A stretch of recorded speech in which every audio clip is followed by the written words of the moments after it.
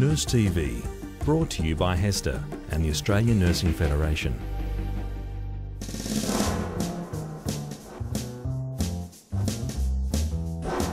The catheter is called central venous catheters.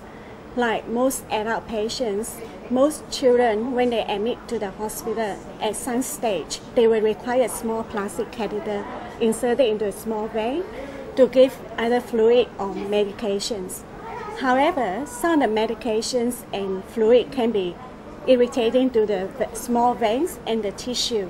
Because of that, we use a larger catheter called central venous catheter, and we insert it into a larger vein, which is closer to the heart.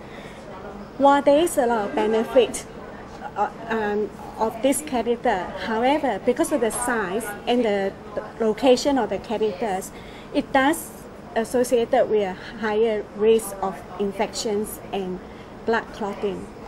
And my research is investigating to find the most effective way of managing this central venous catheter to reduce the complication associated in the use of these catheters. My research on central venous catheter is about helping a patient like Ainsley. She had a central venous catheter going to her heart, and this catheter allowed us to give many drugs to her that she required during her stay in the intensive care unit at the Royal Children's Hospital.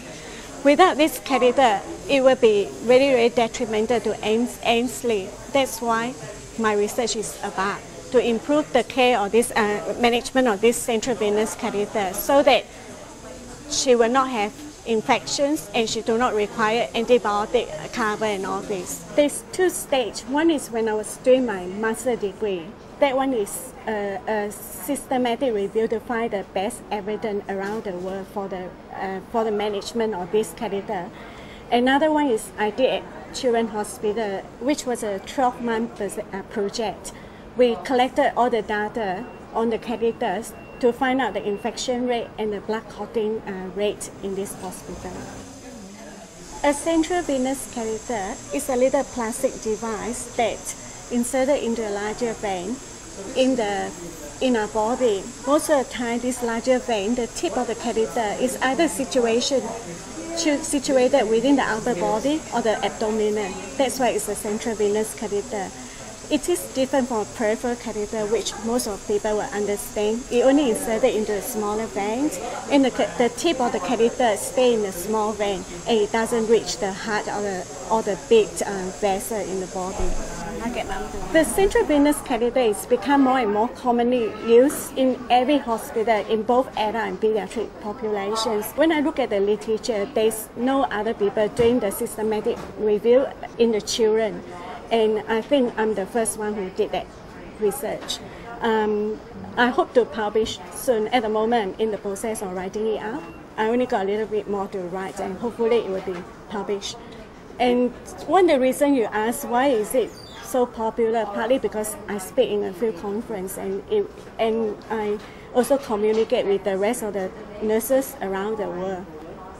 I understand that one of my recommendations in my research, in my study done in the initial period, I understand that the medical staff at the intensive care unit here are interested in looking into the one that I recommended, the method that we should use. This baby had a central venous catheter, and it's a double lumen catheter, and it's size 5 catheter.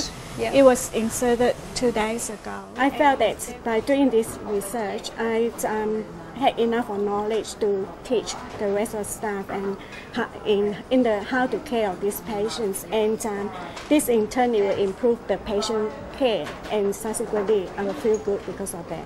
I think the staff are more conscious of it. When we are doing the research that time, I'm not only doing research, I did education at the same time.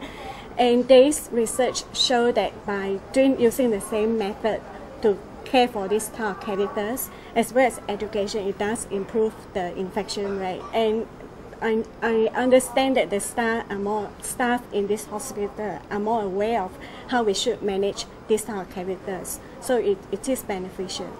We hope that in the near future, we are going to do another study to see which is the best method to reduce the infection rate. This will be beneficial to the children in this hospital, because by finding out the best way, it will reduce the infection rate.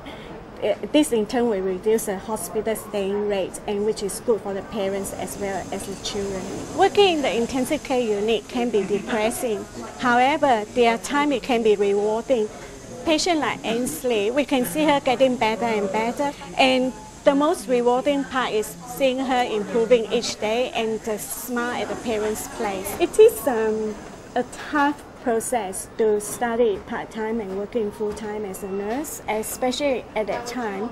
I was working in a very responsible role, as well as working night shift and day shift and all the rotating shift. It is really hard, and I would advise the people that want to do study, perhaps they should cut down their working hours if financially they can afford it. But at the end, the reward is there, especially if you can apply to the clinical setting the way you work.